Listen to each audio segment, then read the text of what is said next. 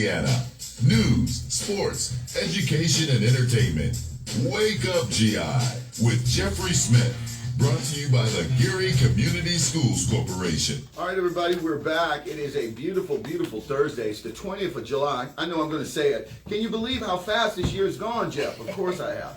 It is the 20th of July, 2023, and this is Wake Up GI with Jeffrey Smith. We're going to introduce, I've been teasing about this young lady coming on the show all week, and she is here right now. We're going to try to bring her on a regular basis, at least once a month. Miss Delta Jones Walker, and I call her a finance guru. She can kind of answer your questions, and she was in studio when I was giving my little anecdotal story about my first foray into finances, or lack thereof, by just not really having that financial literacy. My parents gave me a little bank book that I had from Gary National, or whatever the bank was named at the time, and I thought I was doing a little something. But time I got that credit card application when I was in college my freshman year, I filled it out, and the rest is history. So that's just how it went for me. I'm sure you hear stories like that. But with that being said, welcome, Ms. Walker, to the show. Good morning, and thank you for having me. Yeah, well, you know what? Give us a little bit of your background, because, of course, as I said, I met you many years ago in my other life that I was living, and you were once again still doing the finance thing. I mean, you were coming out on the scene.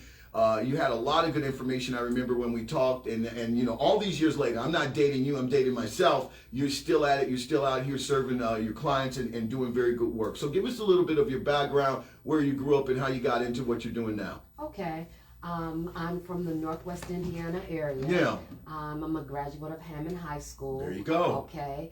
I graduated also from Howard University, and the end goal was I was going to school to be an attorney, and my area that I was going to specialize in was going to be estate planning. Oh. And as a result of that, Do you watch Better Call Saul? Yes. Yeah, okay, so that's exactly what came to my mind. Go ahead, please. Didn't mean to interrupt. So as a result of doing all of preparing for my journey, I went to work in the financial arena, so that I was very versed on the investment platform, and I never looked back. And so what did you major in real quick, Ed Howard? What was your major? Political science and administrative justice. Oh, look at you, very ambitious. You did want to be a lawyer, so go ahead. And so in result, I never looked back, and I've always been in the arena, and in October, it will be my 28th year that I have been a financial advisor. Wow. And I'm licensed in over 27 states. Yeah. And the end goal is to make sure that a client understands what's going on with their financial affairs. Right. And we start with the home platform, and then we expound to their benefits. And then you have some individuals that have crafts, that their crafts could really be a place of employment for them. And we turn that hobby into a place of employment for them to generate additional cash, so that they could utilize those dollars for accumulation, for supplement retirement. Because employers today, they are no longer with the defined benefit concept. Yeah. They're like, okay, you have some skin in the game. Yeah. So what they have is a defined contribution, 401k, profit sharing, 403b. But we always say we'll do it later, not realizing that your employer wants you to have skin in the game. And with you having skin in the game, that means that you have to put money towards your retirement. Yeah. If you don't put any money towards your retirement, they are not putting any money towards your retirement. We don't know that. And because of the fact it's always that fine print that we kind of, I guess you could say, blow right past. No, we don't read it. Yeah.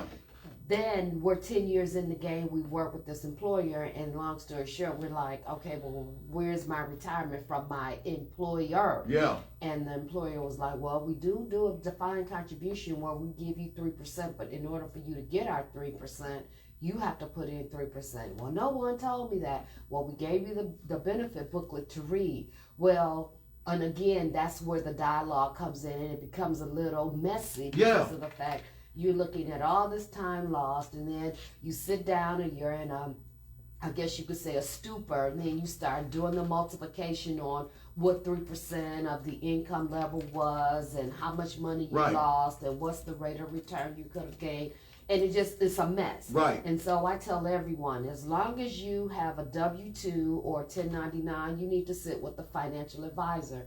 And the first thing that I tell people, when you're sitting with the financial advisor, you need to make sure that financial advisor is meeting you where you are, talking to you and not talking at you. Right. You know, not giving you these huge numbers where you're like, I can never meet those goals. Right.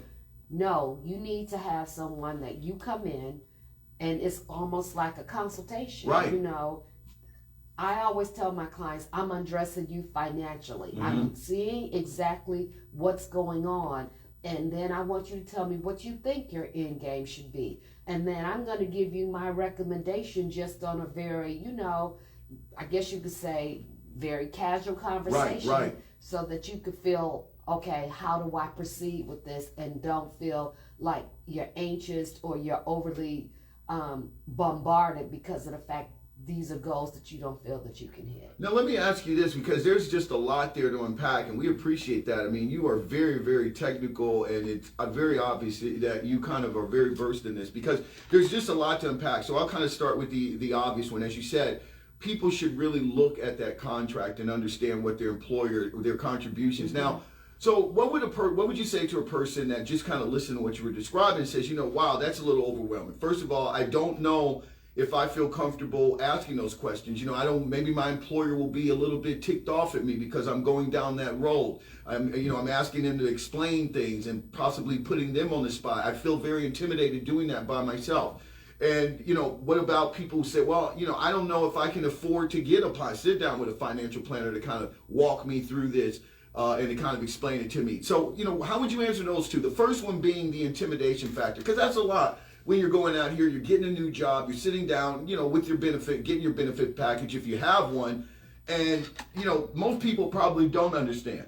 You know what I mean? And sometimes you don't want to go out here and start asking, getting into a back and forth with your potential employer because you feel you might be offensive to them, or maybe you don't want to show that you have a lack of knowledge or anything to kind of play your hand. So what would you say to that person first off? Well, the first thing I would say is, when the job has been offered or the potential job is you're a candidate, then you probably want to ask, okay, after we've gone past the hourly pay structure or the salary, okay, what benefits are also entailed in that? You know? And then they'll say, okay, can you expound? Or they may not say, say, can you expound? They may in turn say, okay, well, you have every holiday off as a paid holiday. We don't pay time and a half. We don't pay for health insurance, but we do pay for a disability policy, or we do pay for a life policy. Okay, and they may be done. And then you come back and you say, okay, well, do you have a retirement program in place, a defined benefit, which is the employer is the only person that that I guess you could say, contributes money into the program for the defined benefit. That's an employer-sponsored plan.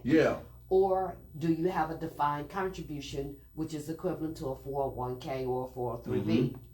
If they say, don't have a defined benefit, do have a defined contribution, and we're doing a 3%, up to a 3% match. So if you put in 3%, I'm going to give you 3%.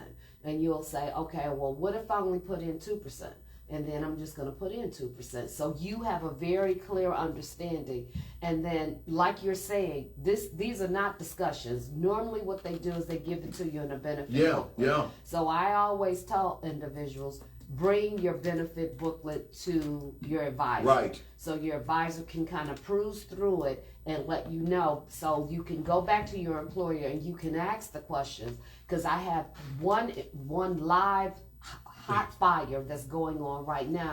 Because this gentleman came to me and he has worked within the busing system. Transportation for 10 years. Okay. Well, he decides he doesn't want to do that anymore. He made great money, 6 figures every year, right? Well, they kept him as a part-time employee. And as a result of being a part-time employee, now you're looking with that frown on your face like, what? They kept him as a part-time employee. He was a 6-figure income earner, and he has no retirement dollars. And their justification was, you were not full-time, you were part-time. He said, how? He said, I'm making 6 figures. What do you mean? They said, well, we kept you So what they were doing was basically paying him a little overtime to justify his salary, but him being a part-time employee, he was not entitled to the benefits. So it was really not costing them that much out of their pocket. No, nothing. Yeah. Nothing. Wow. And so that's hot. It's hot and brewing because of the gentleman. He's like, Delta, do you realize my age? I said that I didn't want to do this anymore because he had been, preparing for his departure. Right. Because there's something else that he wants to do, and he had been doing it on the side. Yeah. So, financially he's prepared, but now he's looking at, I really don't have a retirement plan. No, he doesn't. I never knew that. Right. Okay. Again, if you are sitting with a financial advisor, the financial advisor is going to ask you questions that you don't even think about because of the fact that you just think that they're there. Now, let me ask you this because you bring up a good point. We were talking about this earlier in the show in the Morning Muse, and I was kind of getting into, it's a whole thing about the robots and automation and AI and the strikes that are occurring, UPS, the SAG, the writers getting a lot of these. It's a lot of pushback on benefits from employers. There's just a lot of pushback right now. Profit margins are not what these corporations are looking for. And so, as I said, there's a pushback. What would you say to people about going out here? I mean, is it a good idea to kind of manage or start your own retirement plan and things like that, putting a little bit of money aside on your kind of an individual plan, so you're not necessarily at the behest of a potential employer? Because I would argue, and I really think we're headed towards this. I'm not going to take you down my political HE double hockey stick hole, but I do believe we're getting into a point of a gig economy, of independent contracting, kind of what we were doing, what we were seeing a little bit with insurance, in which it is going to be up to you to get your benefits. Because I think employers are pulling back. Sooner or later, we're going to automation, a lot of stuff like that. And I think that is one of the things that is getting employers to pull back, and that's benefits. So what would you say to people about going out here, possibly setting up along with their spouse and creating a household plan in order for retirement? Okay, that's a very good question. Yeah.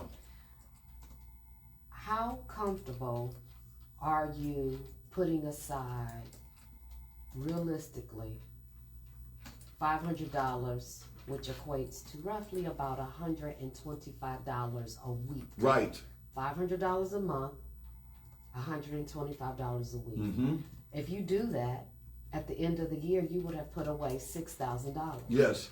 If you put away that $6,000 in a Roth IRA, then as a result, you can in turn say, I have started building for my retirement. Right. If you in turn, and it depends on your tax bracket, and I'm not a tax person, but I know the basics. Yeah. Okay. So it depends if you're single and what your tax bracket may be. So let's say you're between $68,000 and $78,000 as a single participant, and you set up a traditional IRA, right? And you put in your $6,000 a year annually, yeah. Okay, annually. As a result, you're able to have that as a deductible amount from your AGI because of the fact you fit the parameters in regards to the income. There's no phase out for you, and in result, you're able to utilize that as a deduction, which lowers your AGI. Which is, explain AGI to folks. Which is your adjusted gross income. Okay. So if your adjusted gross income is $73,000 and you put $6,000 into your retirement account, then as a result, no, we're not looking at $73,000 worth of income that you have to be concerned about liability and taxes on. Yeah. Now we're looking at $67,000. Right. So then you start taking down your other deductions, and it worked out to be beneficial for you. Right. So that's why I say these are small talking points that, yes, you need an advisor to sit down and assess your situation with you and give you some helpful tidbits, because of the fact you look at it from the standpoint you're like, that ain't really nothing. All I have to do is not go out to eat 1 week. Right. I mean, one night. Right. I spend that by the time I do my tip and my entree, and maybe if I buy myself a beverage, right, I would have spent the money that I could have put in my IRA. So you say, okay, I'm gonna give to myself one day, and I'm gonna put into my retirement account. Then as a result, when it hits the time, if you're constantly doing that for a 10-year time frame based upon your tolerance of risk, whether you're conservative, you're midway, you're moderate, or you're aggressive, the compounding interest on that will, they always tell you, looking at double in 8 years. Yeah. Or double in 10 years. Where are you banking? Because when I ask about my interest rates, my banker laughs at me. Right. So as a result, what you're doing is you're looking at how to invest my dollars in a balanced mutual fund. Right. Or how to invest my dollars in a conservative mutual fund. Again, we're looking at a few different tasks. We're looking at your risk tolerance. Right. Because I'm not going to tell you, no, you need to do this and you need to, your rate of return should be averaging 17.5%. That might not be comfortable for you. So based on what's your comfort level, that's where you need to start the process. But I do recommend that you set aside a retirement plan for yourself. No, I appreciate when you start talking about risk. We'll get into that, hopefully today or maybe in our next show, because I want to get into that. I mean, I took, I know some people, I took a hit, for instance, playing a little, I kind of do a little bit of stock or day trading and things like that. And it was very hard last year, to say the least. But I like when you talk about, mutual funds and kind of assessing your risk and your tolerance. I want to ask you this, though, because for people that are listening, because here's what I hear, and I think it's the right way to interpret it, hopefully. Maybe you can kind of let me know if I'm off. It's about planning. It's a roadmap. I mean, and I think, a lot of times when you're sitting out here, you're thinking about your future, you have to decide about risk, or, risk and reward. I'm going to use that word because you're going to go out here and take a little bit of money off immediate gratification. You might like to go out here and buy a lot of stuff. You like Amazon coming in like I do. My name's Jeffrey Smith and I'm an Amazon user. I'm an addict. But I would have to stop that in order to go out here and take that money that I'm just buying stuff I really don't need right now and kind of counting on it being there in the end. And so how do you convince people to do that? We live in a very consumer-driven market. I mean, it's easier said than done, and obviously people like yourself who are well-versed and understand it. But to the average guy that's just kind of working and still feels that even if they're making maybe $40,000, that it's still kind of hand-to-mouth, check to check, that they just can't afford to. It would be miserable to think about setting aside such amount of money. How do you go out here and convince them that it's the right thing to do? Because first we have to start. And so the first time a person starts with I've had people start with as little as $20 a month. Yeah. The moment that they realize that they have $500 sitting somewhere, yeah, is out of sight, out of mind, and they don't have to go pull on those dollars. That's a good feeling. Because of the fact that everything else is able to function with the dollars that they currently have. Yeah. They want it to grow. It's a good feeling. It's excellent. When they get to that $1,000 figure, yeah, as a result, yeah, the tables really turn. Oh, yes. The tables start to turn because now they want to know, what am I doing that I really don't need? Okay, so you know what? I call Amazon every day. I find something every day, and I'm buying this stuff, and then you turn around, and if you see it still in the box, oh my God, you're just like, you know what? I'm going to give that money that I would give to Amazon, right, to myself. Right. So then they increase it. So now they're looking at their savings account, and their savings account is at $1,500. Right. Now they're feeling some kind of way about themselves because of the fact they see that their savings is growing. They're still able to take care of their monthly responsibilities, and they're still able to put money away, and they don't have to touch those dollars. Right. Don't let it hit 5,000. It's a wrap. No, I'm telling you, absolutely, it's the best feeling ever. We're talking Ms. Delta Jones Walker. She is a wonderful financial planner. We're going to be talking with her on a regular basis. We very much appreciate that. I know you got some things you want to cover. I wanted to ask you real quick about charitable donations. I know you're not a tax person, but I've always wondered about in the field of finance. There are mechanisms out here in our economic society that kind of inspire people to go out here and be philanthropic. As a financial advisor, do you kind of put that into your discussion with people when they're kind of looking about how to diversify their money? Do you make suggestions? As I said, you're not a tax person, I get it, but are there reasons, are there times when people should go out here and possibly support their favorite charity or charitable organization? Are there financial benefits to that? Exactly, there are. And I let people know, if you're, I guess you could say, if you are donating a cash donation, yes, 60% of that process, that I guess you could say that donation Yeah. is a tax write-off, Mhm. okay? And they're letting you know the percentage up to what you can write off. Right. If you're giving an individual stock, I'm looking at the fair market value to see if it's really going to be beneficial for you or not. If you're giving a painting away that is a piece of art that is really worth a whole lot, we're looking at the process of exactly how much is the painting worth, how much it has been appraised for, and how much you're able to write that off. So yes, we have land, you have you have individual property, you have art, you have cash. Right. All of those are write-offs, but to what magnitude? Because they have different price points. So you want to see exactly what the price point is, so you can see what I have all four of these, Delta. What's the best thing for me to write off, or what should I hold for a period of time to let it increase in value so I can get a higher write-off on that? No, I'm glad. That was like a personal curiosity question. It goes back to when I was in college, and I remember talking with somebody. This was when I was actually at Tuskegee, and Tuskegee was about to get an endowment, and there was somebody explaining about the incentive that company had to go out here and basically give an endowment and get their name on one of the buildings. But I just, I've always kind of wondered if this is something financial advice. Obviously, you're operating on another higher plane of income, but is there financial incentives to do that? It is. Yeah. And you find that individuals, in most scenarios, individuals either have their kids are grown, Right.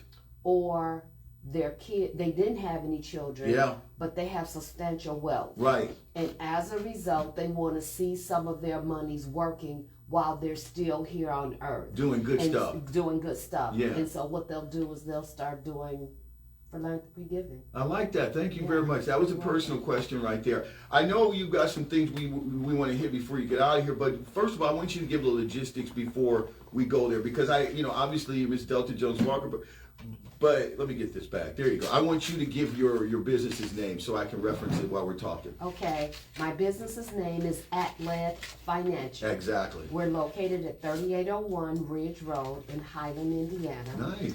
And as a result, I'm going to share my disclosure. Go ahead. Because I don't know if my broker-dealer is listening to this call as well. Okay. Securities and investment advisors services offered through Woodbury Financial Services, Inc., member of FINRA and SIPC. Woodbury Financial Services separately owned, and other entities and or marketing names. Right. Products or services referenced here are independent of WFS.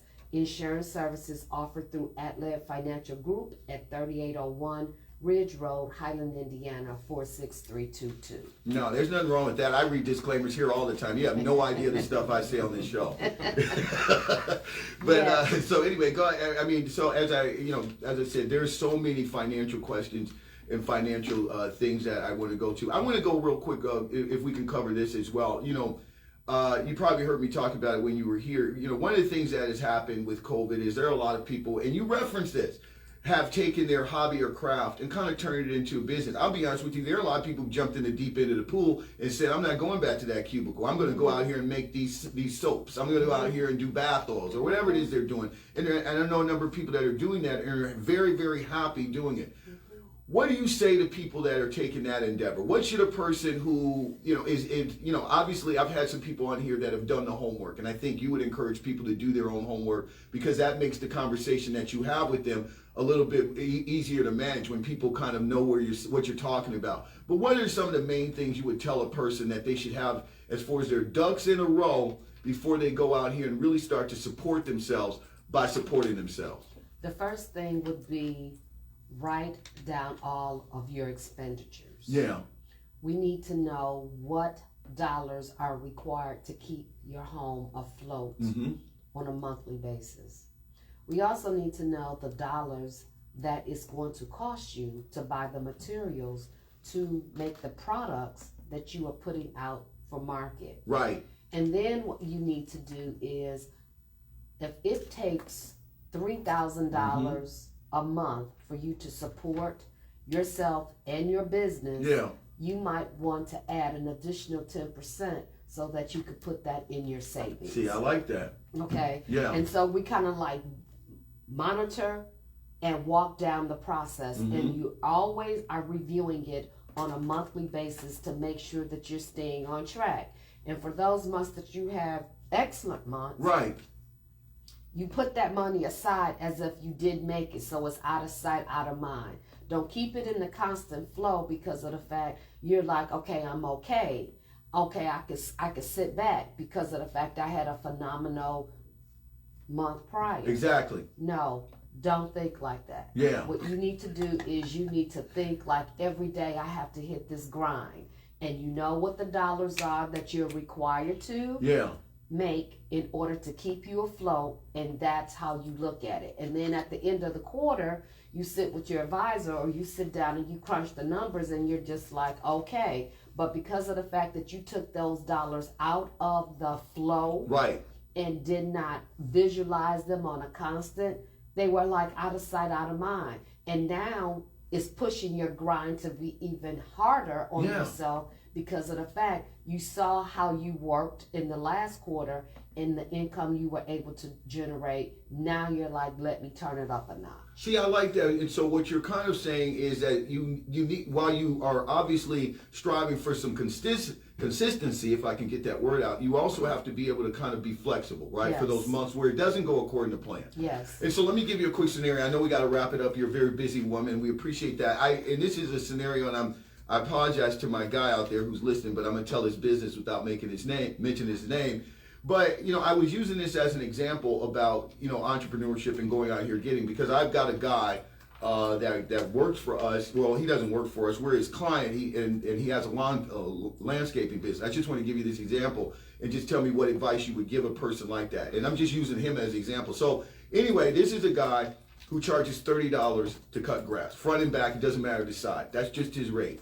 On the average, he's about 12 to 15 minutes with his crew doing the lawn. So let's just say he makes $90 an hour because he can cut 3 lawns in an hour. He gives himself about 20 minutes for travel. He works 8 hours a day. I did some math. That's about $730 a day. You multiply that times 6 because he works on Saturdays. You're talking about somewhere around $4 grand. Exactly. Look at your mind. You're quick. I don't do math till after 10:30 here. I need help. And so, you kind of go on, you figure that out, multiply it times 4 and things like that. We're talking a couple of $100 grand in an annual year if he does the same thing, because it's seasonal and you put snow in there. Now, when you have a cash business like that and you're pulling in this kind of money, and I would argue that one of the things and one of the reasons I use him is because his business and way he's successful at this, something very simple, cutting lawns, is he's disciplined. He actually is going to work 8 hours a day. He's figured it out like that with the travel, blah, blah, blah. But as a cash business, pulling cash like that where it can get ahead of you or get out of, it's you cash in your pocket, things like that. What would be your advice to a guy like that? Well, first and foremost, this is great. Okay. Second of all, I'm looking at his expenditures because we're looking at gas, he has staff. So, we've done the numbers. However, how much of that is he honestly bringing back to his business? Very good point. Then, is he utilizing it and really being beneficial, and is being beneficial for him? Does he consider himself an employee? There you go. I forgot about that. Okay, because if he's considering himself an employee, then as a result, the business has to pay all the employees. Whereas if it's an LLC, then as a result, the majority of the taxes and the self-employment tax and the Social Security tax, which that might not be something that he's thinking of. Right. But guess what? We are young now and we're going to get seasoned. Okay. As a result, your cut you want to be able to receive from the government. Right. Okay. Well, with that being said, if you are an LLC organization set up, then you're responsible for paying all of the self-employment tax, which works out to be like 15.4% once you do Social Security. Ladies and gentlemen, she's doing it off the top of her head. Go ahead. But if you are based on an S corporation, the corporation pays half and the employees pay half because of the fact they take it out your paycheck as a deduction. Right. So in result, you work out with a better scenario under an S corp format than you do under an LLC, and down the line you are able to have more of the wealth that you have accumulated throughout the course of the year on the S corp And aren't you more protected in an S corporation legal status versus an LLC where your all the liability is on you? Exactly. Yes. See, that's why you make the big bucks right there, because in that little scenario I gave you, it's, I was using the numbers, and as I said, I apologize to my guy who's listening. He knows who he is. But I do think that I want to bring it to kind of our community, and I think a lot of people are operating, in cash situations, and they really don't realize, it might be going over their head about, financial advice. And so what I wanted to do was give an example of a very simple cash business that obviously is pulling in some cash, but how you can kind of turn that into a nice little structured entity that can benefit you not only in the present, but in the future. And you answered my question perfectly. Because that's just like hairstylists. Yes, a great example. They bring in buku money, okay? And in result, you see them 25 years. First of all, you see them now and you're just like, wow. Yeah. And then 20 years later, you see them and they're just like, I wish someone had shared with me what I did not know. Right. Okay. And now I have to work because I got to work. Right. Because you never thought about that $80 that you were making at 125 and all this cash, you just kind of putting it aside instead of putting it into some kind of structure. Into some kind of structure, whereas now you have matured and you have not paid what you should have done properly. And so now you don't really have anything in the Social Security bank to receive a Social Security stipend. So everything is based upon you. You didn't go out and generate passive income. You did not buy an apartment building or something to have some kind of income flowing in or anything. You was just like, I'm just making this money. I'm making this money. And then now you're saying 20 years later, I don't really have anything to show for it. I don't have any other businesses to generate dollars. All I got is me. I like that. Finally, I'm going to ask you a real quick question. Which is better in those situations? Should you kind of take money out of the business, or, just for somebody like me, it would seem better, your first idea or suggestion when we were talking about a scenario about paying myself off as an employee, just kind of coming up with a rate that I think I'm worth. Obviously I'm owning the company and things, but it just seemed like that would be more responsible than just kind of sitting around here raiding the bank account whenever I need cash. How would you tell a person about how to kind of set themselves up? First of all, I would say make sure you're taking care of your monthly obligations. My rent, my mortgage, my family obligation. Yes. And then after that, then I would recommend that at bare minimum, you pay into a retirement plan for yourself. Yeah, absolutely. Give us the logistics of this wonderful business. This is why you make the big bucks. Go out here and tell us. Once again, you told us where you are, and please repeat that again. Give us your phone number. If you got a website, give us that as well. Okay, again, my name is Delta Jones Walker, and the company name is Atled Financial at 3801 Ridge Road, which is in Highland, Indiana. I'm right there on the corner of Ridge and Kleinman. Work right across the street from Amici's. Yeah. Hours of operation. Hours of operations. Our hours of operations are 9 to 4 o'clock Monday through Thursday, and Friday by appointment only. Okay. You can follow us on Facebook and on Twitter. If you want to set up an appointment, you could always go to our website, which is www.financial.com. And our contact number is 219-513-3710. Nice. Once again, I appreciate these conversations, and you really know your stuff. I just want to tell you that. And you've been doing it for a minute, but just to watch you kind of move off the top of your head with all this stuff that I throw at you makes me happy, because I can definitely figure it out.